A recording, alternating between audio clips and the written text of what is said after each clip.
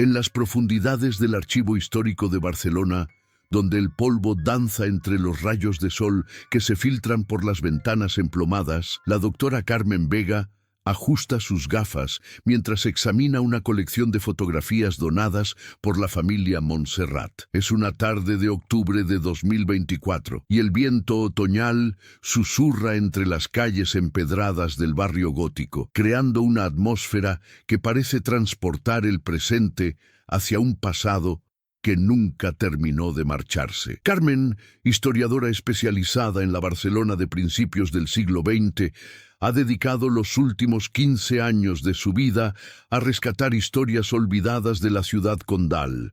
Sus manos expertas manejan cada fotografía con el cuidado de quien entiende que cada imagen es un fragmento de tiempo cristalizado para la eternidad. Otra colección familiar, murmura para sí misma, mientras sus ojos recorren las imágenes en sepia que documentan la vida de una familia burguesa barcelonesa de principios del siglo pasado. Las fotografías muestran escenas cotidianas, reuniones familiares, celebraciones religiosas, retratos formales en elegantes salones decorados con muebles de caoba y tapices de terciopelo. Pero hay una fotografía que llama inmediatamente su atención. Es más pequeña que las demás, casi cuadrada, con los bordes ligeramente amarillentos por el paso del tiempo. En ella aparecen 3 niños, 2 niñas y un niño, todos vestidos con la elegancia característica de la burguesía catalana de la época. Las niñas llevan vestidos blancos de encaje con lazos en el cabello, mientras que el niño viste un traje marinero de terciopelo azul con botones dorados. Lo que más impacta a Carmen es la expresión de los niños. Los 3 sonríen de manera radiante, con una alegría tan genuina que parece atravesar el tiempo y llenar la sala de archivo con una calidez inexplicable. Pero hay algo más en sus rostros, algo que no logra identificar completamente. Sus ojos brillan con una intensidad poco común para la fotografía de la época, cuando las exposiciones largas solían resultar en expresiones más serias y contenidas. En el reverso de la fotografía, escrito con tinta desvaída, puede leerse: Barcelona, abril de 1901. Los pequeños en el jardín de casa. La caligrafía es elegante, probablemente femenina, y hay una pequeña mancha de lo que parece ser cera de vela en una esquina. Carmen siente una curiosidad profesional que va más allá de lo académico. Hay algo en esa imagen que despierta en ella un instinto casi primitivo, como si la fotografía guardara secretos que necesitan ser revelados. Decide utilizar el escáner de alta resolución del archivo, una tecnología que permite ampliar las imágenes hasta niveles microscópicos, revelando detalles que el ojo humano no puede percibir a simple vista. Mientras configura el equipo, su asistente, Jordi Puig, un joven estudiante de Historia de la Universidad de Barcelona, se acerca con curiosidad. Jordi lleva trabajando con Carmen durante 2 años y conoce bien su metodología meticulosa y su capacidad para encontrar historias extraordinarias en los detalles más insignificantes. ¿Qué ha encontrado hoy, doctora?, pregunta Jordi, observando cómo Carmen coloca cuidadosamente la fotografía en el escáner. Una fotografía familiar de 1901. Nada extraordinario en principio, pero Carmen hace una pausa, como si buscara las palabras adecuadas. Hay algo en estos niños que me intriga. Su expresión es demasiado vivaz para la época. En 1901, las cámaras requerían exposiciones largas y los niños raramente podían mantener una sonrisa tan natural. El escáner comienza su trabajo con un zumbido suave y constante. La tecnología moderna proyecta la imagen en una pantalla de alta definición, y Carmen comienza a ampliar diferentes secciones de la fotografía. Primero examina el fondo. Un jardín bien cuidado con rosales, una fuente de piedra y lo que parece ser una pérgola de hierro forjado, típica de las casas señoriales del Eixample barcelonés. Mire, doctora, dice Jordi señalando la pantalla. La ropa de los niños es exquisita. Esos bordados en el vestido de la niña mayor debe haber costado una fortuna. Carmen asiente, pero su atención se centra en los rostros de los pequeños. Amplía la imagen hasta que los rostros ocupan casi toda la pantalla. Es entonces cuando ambos ven algo que los deja sin palabras. En los ojos de los tres niños, apenas visible pero innegablemente presente, hay un reflejo que no debería estar allí. No es el reflejo del fotógrafo o de la cámara, sino algo más perturbador. Siluetas humanas que parecen estar de pie detrás de los niños, figuras que no aparecen en ninguna otra parte de la fotografía. ¿Ve eso?, pregunta Carmen con voz temblorosa, señalando el reflejo en los ojos del niño mayor. Jordi se inclina hacia la pantalla, entrecerran los ojos para ver mejor. Parece como si hubiera gente observando desde atrás, pero en el fondo de la fotografía solo vemos el jardín. Carmen amplía aún más la imagen, enfocándose en los ojos de la niña más pequeña. El reflejo es más claro aquí, más definido. Pueden distinguir al menos 4 o 5 figuras adultas, todas de pie, todas mirando directamente hacia los niños. Las siluetas son borrosas, pero su presencia es innegable. Esto es técnicamente imposible, murmura Carmen. En 1901, las cámaras no tenían la capacidad de capturar reflejos tan detallados en los ojos. Y además, ¿dónde están estas personas en el resto de la fotografía? La tarde avanza, mientras Carmen y Jordi continúan examinando cada milímetro de la imagen. Descubren más anomalías. Sombras que no corresponden con la posición del sol, una expresión casi febril en el rostro del niño mayor que se hace más evidente con la ampliación, y algo que parece ser una mancha oscura en el suelo del jardín, apenas visible entre las flores, que tiene una forma demasiado regular para ser natural. Carmen decide investigar más profundamente. Busca en los archivos municipales cualquier referencia a la familia Montserrat en 1901. Encuentra registros de propiedad que confirman que la familia vivía en una mansión en el Passeig de Gràcia, una de las direcciones más prestigiosas de la Barcelona modernista. Pero también encuentra algo más perturbador, un artículo del diario La Vanguardia, fechado en mayo de 1901, apenas un mes después de que se tomara la fotografía. El titular reza: Tragedia familiar en el Eixample. 3 menores hallados sin vida en extrañas circunstancias. Carmen lee el artículo con creciente horror. Los 3 niños de la fotografía, Esperanza, de 8 años, Francisco, de 6, y Carmen, de 4, fueron encontrados muertos en el jardín de su casa familiar el 15 de mayo de 1901. Según el informe policial de la época, no había signos de violencia externa, pero los cuerpos presentaban una extraña rigidez y una expresión de terror que los investigadores no pudieron explicar. El artículo continúa describiendo testimonios de los vecinos que aseguraban haber visto figuras extrañas rondando la propiedad durante las semanas previas al descubrimiento. Varios testigos mencionaron haber escuchado risas de niños provenientes del jardín, incluso después de que los pequeños hubieran fallecido. Jordi, dice Carmen con voz apenas audible, necesito que busques todo lo que puedas sobre esta familia. Registros médicos, informes policiales, testimonios, todo.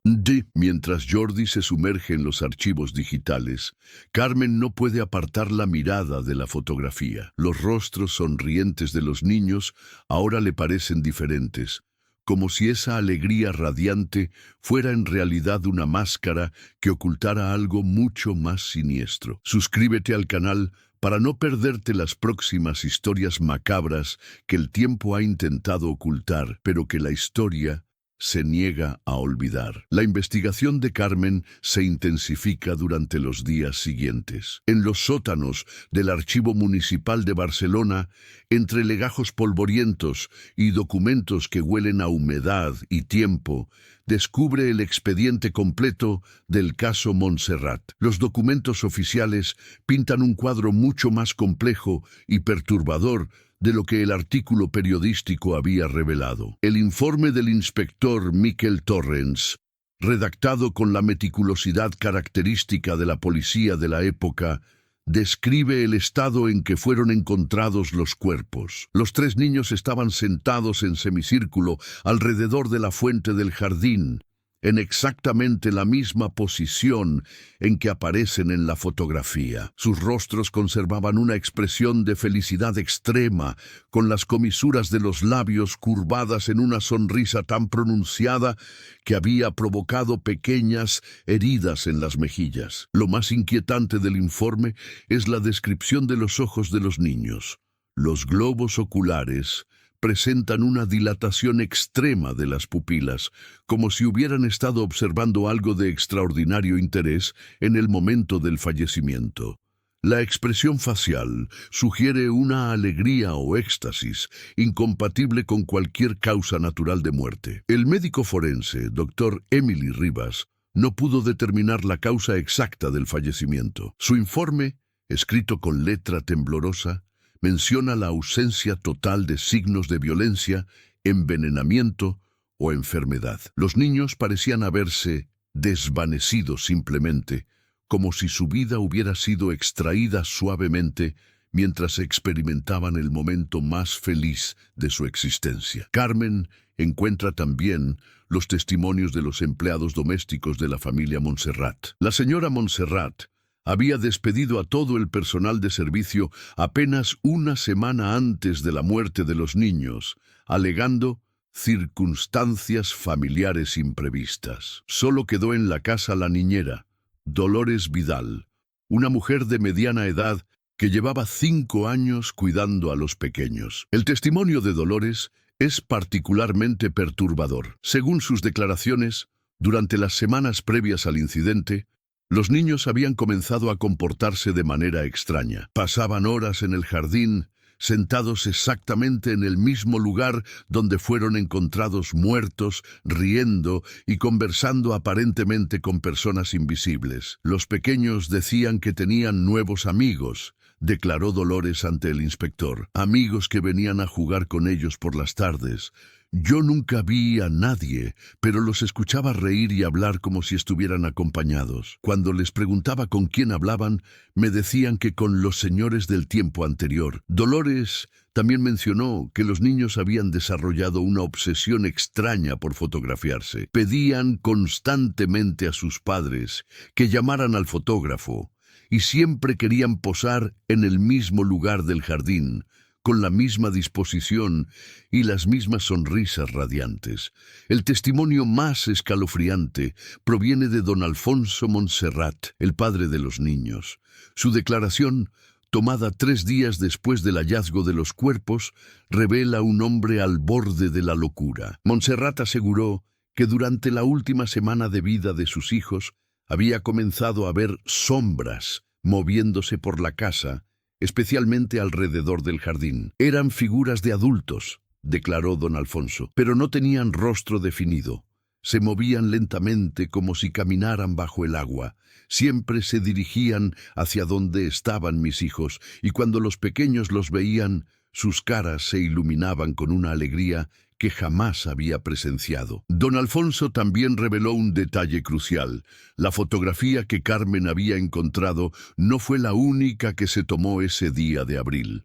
El fotógrafo, Francesc Masriera, había hecho una serie de imágenes, pero todas las demás placas fotográficas se habían velado misteriosamente, mostrando solo manchas oscuras y formas indefinidas. La única imagen que se conservó fue precisamente aquella en la que los 3 niños mostraban esa sonrisa tan particular. Carmen busca información sobre Francesc Masriera y descubre que el fotógrafo había abandonado Barcelona precipitadamente apenas una semana después de la muerte de los niños Montserrat. En su taller, según un inventario policial, se encontraron todas sus placas fotográficas destruidas y una nota escrita con letra temblorosa. Algunos momentos no deberían ser capturados. Hay sonrisas que no pertenecen a este mundo. La investigación lleva a Carmen hasta los archivos de la parroquia de Santa María del Mar,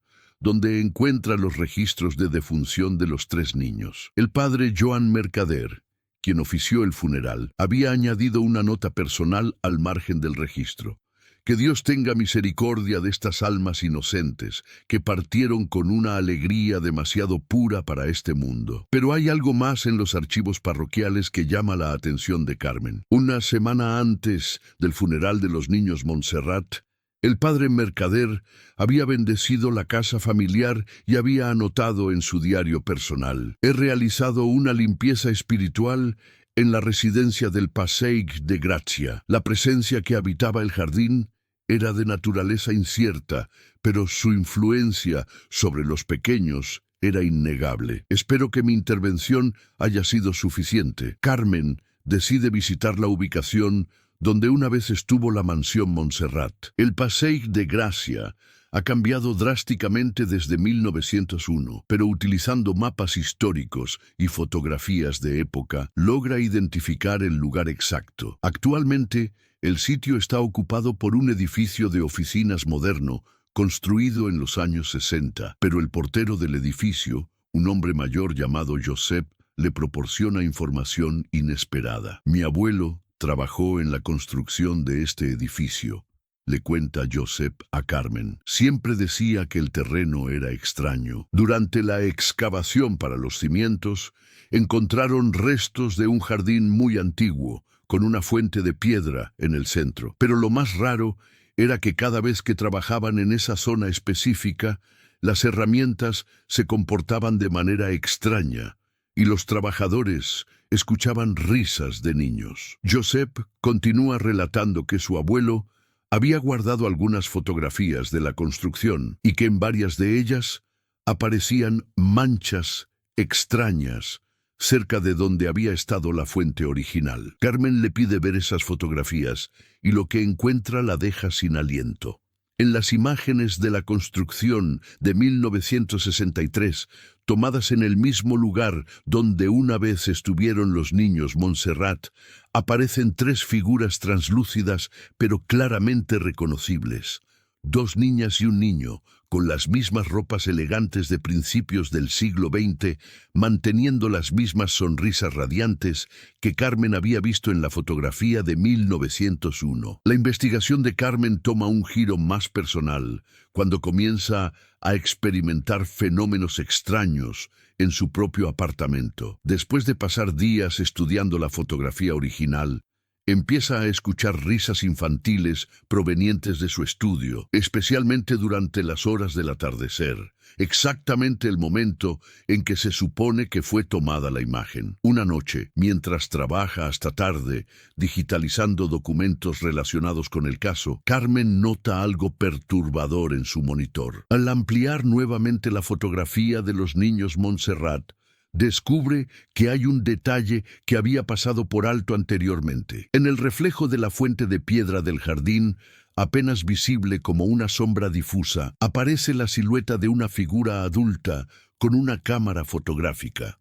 Pero lo más inquietante no es la presencia del fotógrafo, sino lo que está detrás de él. Hay más figuras, muchas más, todas de pie en perfecta formación, todas mirando hacia los niños. Carmen cuenta al menos 12 siluetas adultas, pero cuando intenta enfocar mejor la imagen, las formas se vuelven más difusas, como si se resistieran a ser observadas directamente. Jordi, que ha estado ayudando en la investigación, hace un descubrimiento crucial en los archivos del Hospital de Santa Creu i Sant Pau. Entre los registros médicos de 1901, encuentra referencia a varios casos de melancolía extrema que habían afectado a familias adineradas de l'Eixample durante la primavera de ese año. Los síntomas incluían alucinaciones visuales, especialmente la percepción de figuras sombrías en los hogares, y un comportamiento obsesivo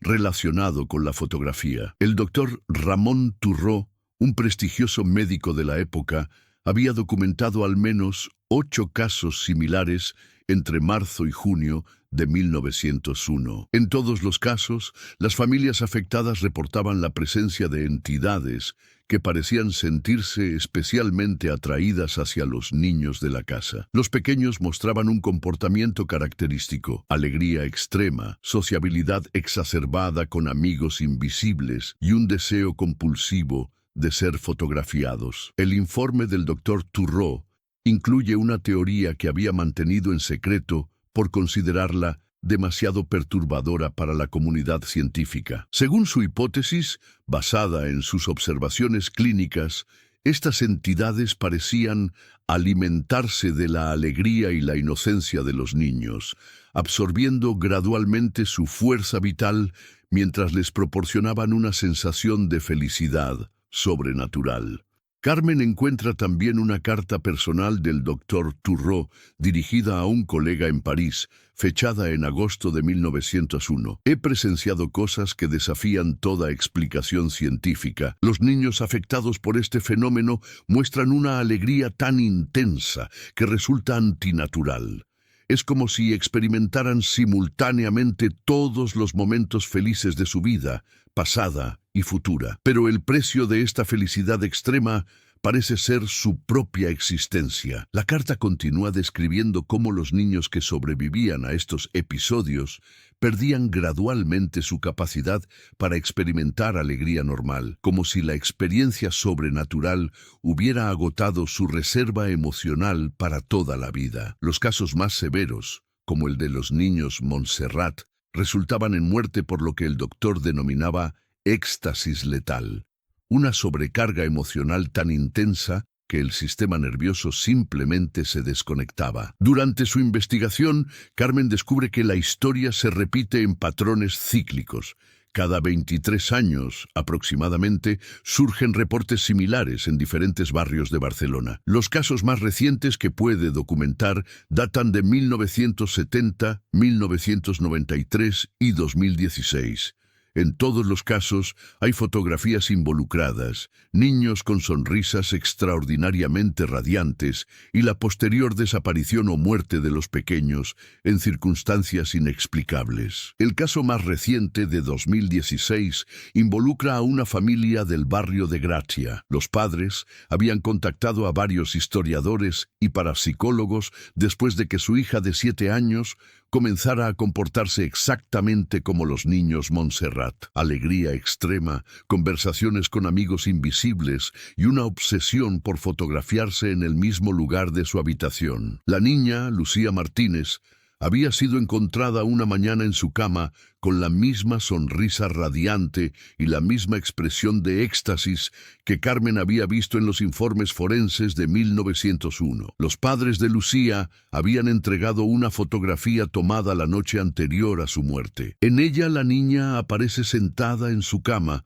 sonriendo con una intensidad sobrenatural, y en sus ojos se refleja la misma anomalía que Carmen había detectado en la fotografía original, siluetas humanas que no deberían estar allí. Carmen comienza a comprender que está enfrentando algo que trasciende la historia convencional. La fotografía de los niños Montserrat no es simplemente un documento histórico, sino una ventana hacia un fenómeno que ha persistido en Barcelona durante más de un siglo, manifestándose cíclicamente y dejando tras de sí una estela de tragedias familiares. La noche en que Carmen completa su investigación preliminar, decide hacer algo que sabe que puede ser peligroso. Coloca la fotografía original bajo una luz especial en su laboratorio y la observa durante la hora exacta en que fue tomada, según los registros que ha encontrado, las 17:30 del 15 de abril de 1901. A medida que la luz del atardecer se filtra por las ventanas de su estudio, Carmen observa cómo la fotografía parece cobrar vida lentamente. Los rostros de los niños parecen moverse casi imperceptiblemente, y sus sonrisas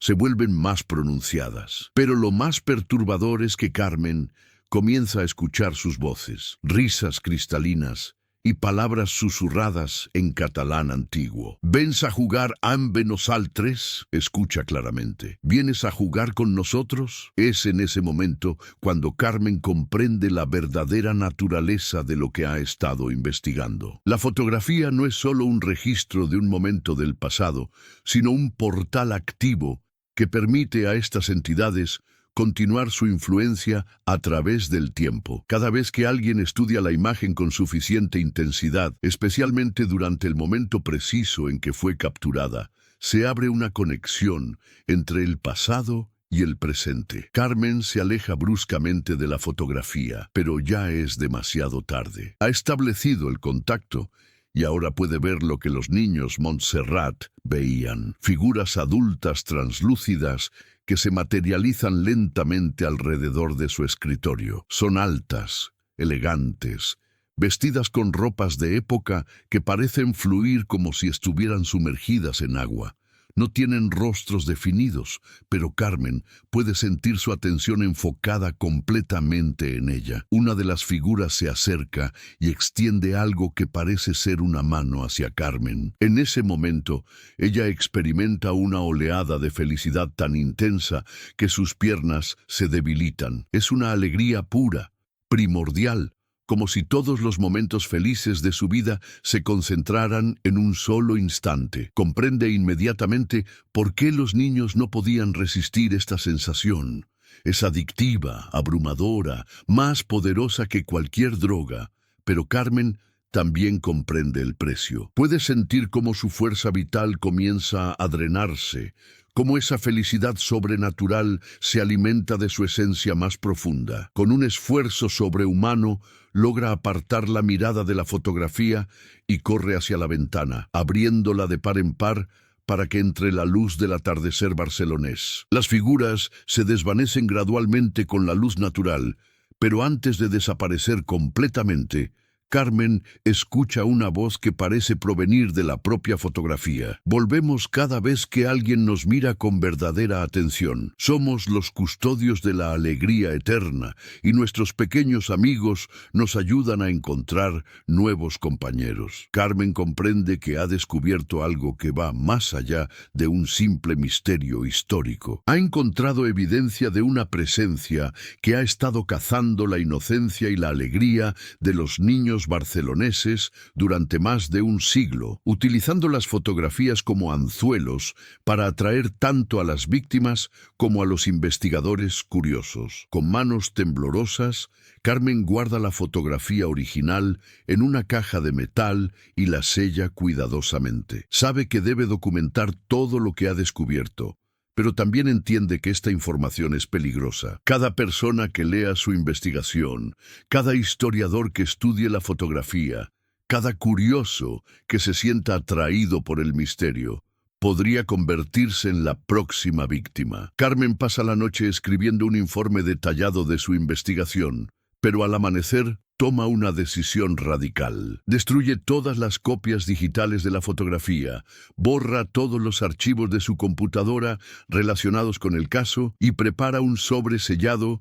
con la fotografía original y un resumen de sus hallazgos. En una nota dirigida al director del archivo, Carmen escribe: "Esta fotografía y la historia que la acompaña representan un peligro real para cualquier persona que la estudie con detenimiento. Recomiendo que sea archivada permanentemente en la sección de documentos restringidos, sin acceso público. Algunos misterios del pasado deben permanecer sepultados para proteger el presente, pero Carmen no puede resistir a hacer una última cosa. Antes de sellar definitivamente el sobre, toma su propia cámara digital y fotografía la imagen original desde cierta distancia, sin usar zoom ni ampliación. Es una imagen de baja resolución donde los rostros de los niños apenas son visibles. Incluso en esta versión reducida y borrosa, Carmen puede ver que los tres niños continúan sonriendo y que en sus ojos diminutos todavía brillan esos reflejos imposibles